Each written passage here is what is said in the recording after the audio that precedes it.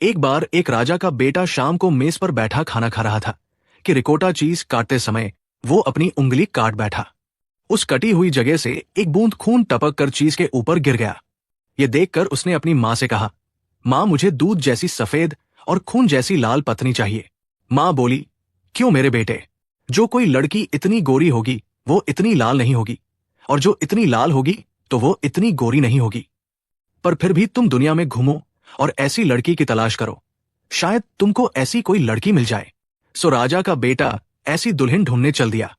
कुछ दूर जाने के बाद उसको एक स्त्री मिली।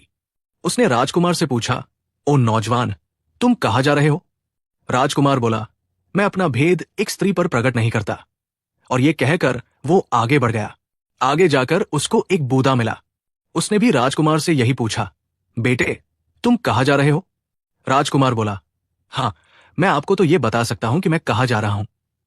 जनाब आप सुने, मैं एक ऐसी लड़की की तलाश में हूं जो दूध जैसी सफेद भी हो और खून जैसी लाल भी हो। बूदा बोला, बेटे जो खून जैसी लाल होगी वो दूध जैसी सफेद नहीं होगी, और जो दूध जैसी सफेद होगी तो वो खून जैसी लाल नहीं होगी। खैर, तुम ऐसा करो कि तुम ये 3 अनार ले लो। इनको तोड़ना और देखना कि इनमें से क्या निकलता है, पर ध्यान रहे कि इनको किसी फव्वारे के या पानी के पास ही तोड़ना। राजकुमार ने उस बूढ़े से वे तीनों अनार ले लिए और आगे चल दिया। आगे चलकर एक फव्वारे के पास उसने उनमें से एक अनार तोड़ा तो उसमें एक लड़की निकली जो दूध जैसी सफेद और खून जैसी लाल थी। वो लड़की निकलते ही चिल्लाई, ओ नौजवान, मुझे पानी दो वरना मैं मर जाऊंगी। राजकुमार ने अपने दोनों हाथों को पानी में डुबोकर उनमें पानी भरा और उसको दिया, पर वो सुंदर लड़की ये कहते हुए कि उसको पानी देने में देर हो गई वहीं मर गई। फिर उसने दूसरा अनार तोड़ा तो उसमें से एक और सुंदर लड़की निकली। ये लड़की भी दूध की तरह सफेद और खून की तरह लाल थी। उसने भी निकलते ही कहा, ओ नौजवान, मुझे पानी दो वरना मैं मर जाऊंगी। वो उसके लिए भी पानी लेकर आया, पर फिर भी पानी लाने में उसको देर हो गई और वह लड़की भी वहीं मर गई। राजकुमार को बड़ा दुख हुआ, सो अब की बार उसने तीसरा अनार तोड़ने से पहले ही फव्वारे से पानी लाकर रख लिया। अब उसने तीसरा अनार तोड़ा तो उसमें से भी एक सुंदर लड़की निकली। ये लड़की भी दूध की तरह सफेद और खून की तरह लाल थी। ये पिछली दोनों लड़कियों से ज्यादा सुंदर थी। इस बार राजकुमार ने तुरंत ही उसके मुंह पर पानी फेंका और वह जिंदा रही। उसने कोई कपड़ा नहीं पहना हुआ था, सो राजकुमार ने उसको अपना शाल ओढ़ा दिया। फिर राजकुमार ने उस लड़की से कहा, तुम इस पेड़ पर चढ़ जाओ, तब तक मैं तुम्हारे पहनने के लिए कुछ कपड़े और तुमको ले जाने के लिए एक गाड़ी लेकर आता हूं। ये कहकर वो राजकुमार तो चला गया और वो लड़की उस फव्वारे के पास लगे हुए एक पेड़ पर चढ़कर बैठ गई। एक मुस्लिम खानाबदोश लड़की उस फव्वारे पर रोज पानी भरने आया करती थी। वो उस दिन भी वहां पानी भरने आई। जैसे ही उसने अपना मिट्टी का घड़ा फव्वारे के पानी में पानी भरने के लिए डुबोया तो उस पानी में उसको उस लड़की के चेहरे की परछाई दिखाई दी। उसको लगा कि वो परछाई उसके अपने चेहरे की है, सो वो एक लंबी सी सांस भरकर बोली, वो मैं जो खुद बहुत सुंदर हूं पानी का बर्तन लेकर घर जाऊं। और ये कहकर उसने वो बर्तन तुरंत ही पानी में से निकाल लिया और जमीन पर पटक दिया।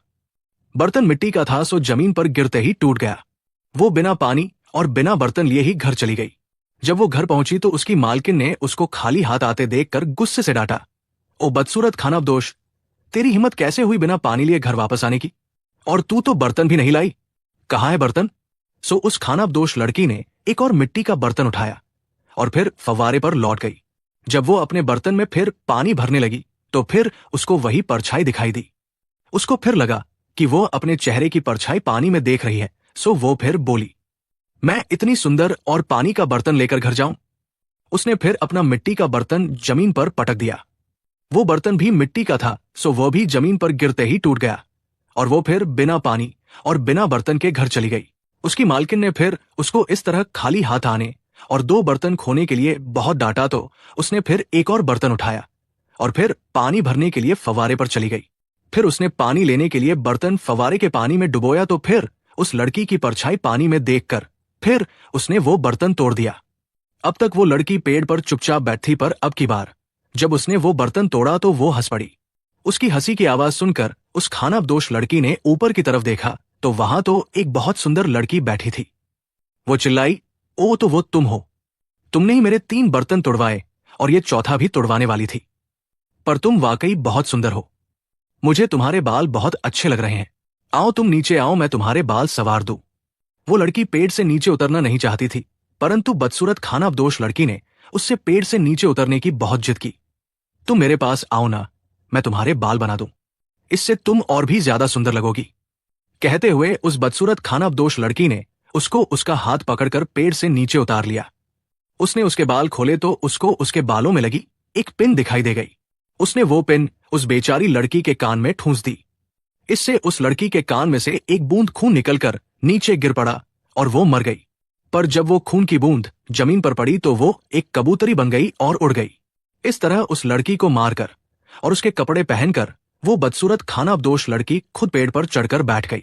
थोड़ी देर में राजकुमार गाड़ी और कपड़े लेकर वापस आ गया और बदसूरत खानाबदोश की तरफ आश्चर्य से देखकर बोला, अरे तुम तो दूध जैसी सफेद और खून जैसी लाल थी, तुम इतनी सावली कैसे हो गई?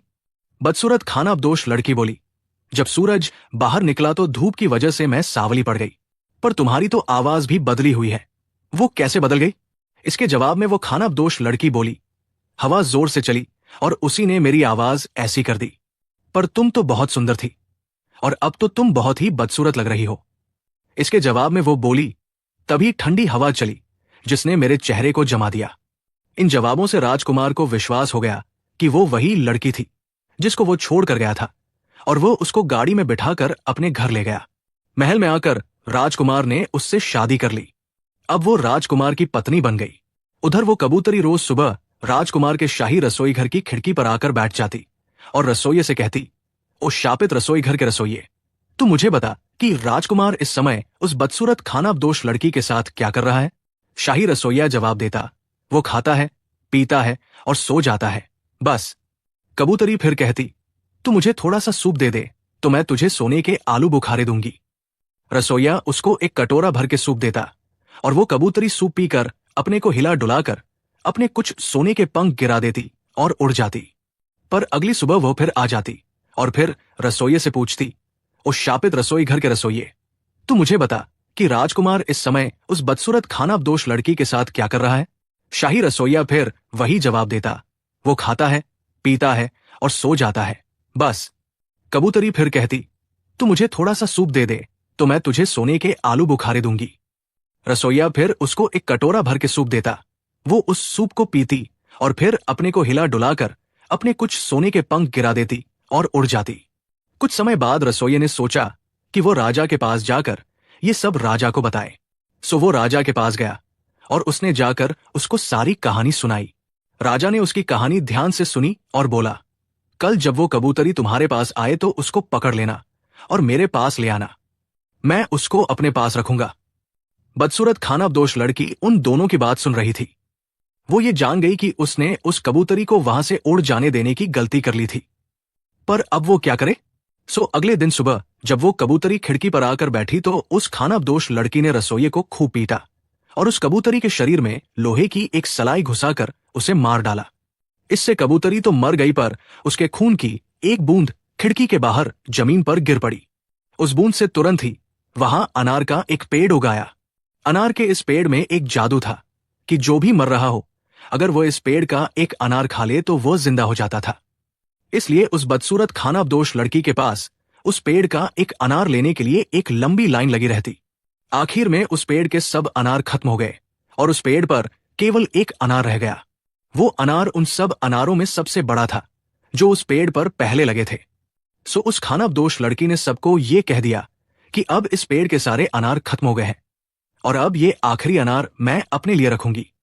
एक दिन एक बुढ़िया वहां आई और उस खानाबदोश लड़की से बोली, रानी जी, मेहरबानी करके ये अनार मुझे दे दीजिए, मेरे पति की हालत बहुत खराब है, अगर ये अनार आप मुझे दे देंगी तो मेरे पति बच जाएंगे। वो खानाबदोश लड़की बोली, अब इस पेड़ पर बस ये एक ही अनार बचा है और इसको अब मैंने सजावट के लिए यहां रखा हुआ है। पर राजकुमार ने उसको ऐसा करने से मना किया। वो बोला, उस बेचारी बुढ़िया के पति की हालत बहुत खराब है, तुमको उसको अनार देने से मना नहीं करना चाहिए। इस तरह राजकुमार ने उस खानाबदोश लड़की से उस आखिरी अनार को उस बुढ़िया को दिलवा दिया। बुढ़िया खुशी खुशी वो अनार लेकर घर चली गई, पर घर जाकर उसने देखा कि उसका पति तो तब तक मर गया था। उसने सोचा, तो अब मैं इस अनार को सजावट के लिए ही रख लेती हूं और वो उसने एक खुली अलमारी में रख दिया। उस अनार में वो लड़की रहती थी। वो बुढ़िया रोज मांस पढ़ने चर्च जाती थी। जब वो मांस पढ़ने के लिए चली जाती तो वो लड़की उस अनार में से निकलती। वो उस बुढ़िया के लिए आग जलाती, उसका घर साफ करती और उसके लिए खाना बनाती। खाना बनाकर उसको उसकी खाने की मेज पर लगाती और ये सब करके वो फिर अपने अनार में चली जाती।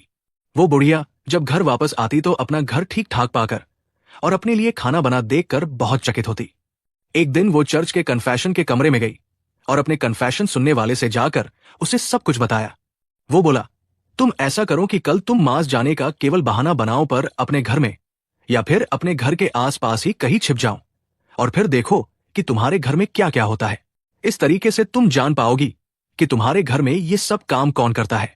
अगले दिन उस कन्फेशन सुनने वाले की सलाह मानकर उस बुढ़िया ने मास जाने का केवल बहाना ही किया। वो घर के बाहर तक गई और दरवाजे के बाहर तक जाकर रुक गई और एक ऐसी जगह जाकर खड़ी हो गई जहां से वो अपना घर अच्छी तरह से देख सकती थी। उसके जाने के बाद वो लड़की रोज की तरह अपने अनार में से निकली और उस बुढ़िया के घर का काम करना शुरू कर दिया। तभी वो बुढ़िया घर के अंदर आ गई। बुढ़िया को देखकर वो लड़की अपने अनार के अंदर घुसने की कोशिश करने लगी, पर उस बुढ़िया ने उसे अनार के अंदर जाने से पहले ही पकड़ लिया। बुढ़िया ने पूछा, तुम कहां से आई हो? वो लड़की बोली, भगवान आपको सुखी रखे, मुझे मारना नहीं, मुझे मारना नहीं। बुढ़िया प्यार से बोली, मैं तुमको मारूंगी नहीं, पर मैं ये जानना चाहती हूं कि तुम आई कहां से हो? लड़की बोली, मैं इस अनार के अंदर रहती हूं। और उसने बुढ़िया को अपनी सारी कहानी सुना दी। उसकी कहानी सुनकर उस बुढ़िया ने उसको अपने जैसी किसान लड़की की पोशाक पहनाई, क्योंकि इस लड़की ने अभी भी कपड़े नहीं पहन रखे थे। अगले रविवार को वो उसको मांस के लिए चर्च ले गई। वहां पर राजकुमार भी आता था। उसने उस लड़की को देखा तो उसके मुंह से निकला, हे भगवान, मुझे तो अपनी आंखों पर विश्वास ही नहीं हो रहा कि ये वही लड़की है जिससे मैं फव्वारे पर मिला था। सो मांस खत्म हो जाने के बाद उसने चर्च के बाहर उस बुढ़िया का इंतजार करने का निश्चय किया। जब वो बुढ़िया चर्च के बाहर निकली तो राजकुमार ने उससे पूछा, मुझे सच सच बताइए मां जी कि ये लड़की आपके पास कहां से आई? सरकार मुझे मारिएगा नहीं। राजकुमार बहुत बेचैनी से बोला, नहीं नहीं, मैं आपको बिल्कुल नहीं मारूंगा, बस आप मुझे ये बता दें कि ये लड़की आपके पास आई कहां से? बुढ़िया फिर भी डरते डरते बोली, ये लड़की उस अनार में से निकली है जो आपने मुझे दिया था। राजकुमार फिर बोला, तो ये भी अनार में थी? फिर वो उस लड़की से बोला, पर तुम इस अनार में घुसी कैसे? इस पर उसने राजकुमार को अपनी सारी कहानी सुना दी। राजकुमार उस लड़की को लेकर महल वापस लौटा और सीधा उस खानाबदोश लड़की के पास गया। उसने उस अनार वाली लड़की से उस खानाबदोश लड़की के सामने एक बार फिर अपनी कहानी सुनाने को कहा। जब अनार वाली लड़की ने अपनी कहानी खत्म कर दी तो राजकुमार ने खानाबदोश लड़की से कहा, सुना तुमने? मैं अपने हाथों से तुमको मारना नहीं चाहता, इसलिए अच्छा है कि तुम खुद ही मर जाओ। खानाबदोश लड़की ने देखा कि अब कोई और रास्ता नहीं रह गया है तो वो बोली, मेरे अंदर लोहे की एक सलाई घुसा दो और मुझे शहर के चौराहे पर जला दो तो मैं मर जाऊंगी। ऐसा ही किया गया। इसके बाद राजकुमार ने उस अनार वाली लड़की से शादी कर ली और दोनों बहुत दिनों तक खुशी खुशी रहे।